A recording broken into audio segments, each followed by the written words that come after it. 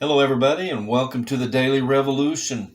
For so long now, we've been looking at this key verse in Matthew chapter 5, where Jesus says, "Let your light so shine before men that they would see your good works and glorify God." This is our primary purpose as citizens of the kingdom of heaven, that the light of Jesus Christ would shine out of us so brightly in such a way that people would be drawn to God and that people would eventually glorify God for the salvation that He has brought to them.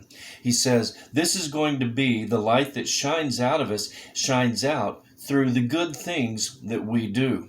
And today, what we're going to talk about is one of the most countercultural things where we live right now. We know it as the Golden Rule. In Matthew 7:12, Jesus says, "Therefore, whatever you want men to do to you, do also to them, for this is the law and the prophets.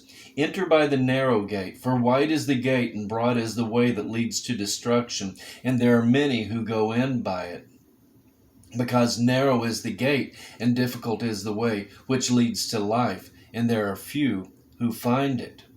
This first verse that I read about do to others what you'd have them do to you, as I said, that is very anti-cultural, very countercultural to where we live.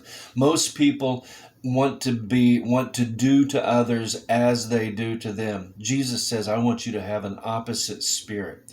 They're going to see the light of Jesus Christ whenever you treat others with the same respect that you would want them to treat you, even if they don't give you that same respect in return.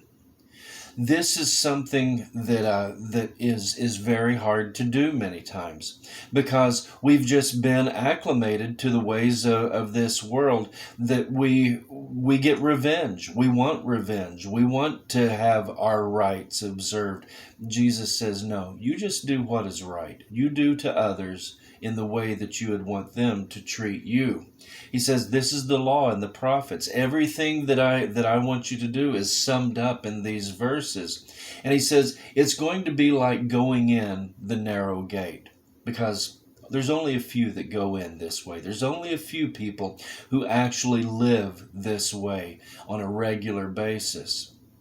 And he says, broad is the way that leads to destruction. But this way of living in such a way that we would treat others with the respect that we desire to have ourselves be treated with, he says, that is a way that leads to life. That is a way that leads to life. So think about this. Put it in your heart. Live it through your life. And what you're going to see is the light of Jesus Christ begins to shine through you in such a way that others will be drawn to God, and they will glorify Him for the salvation that He has given them.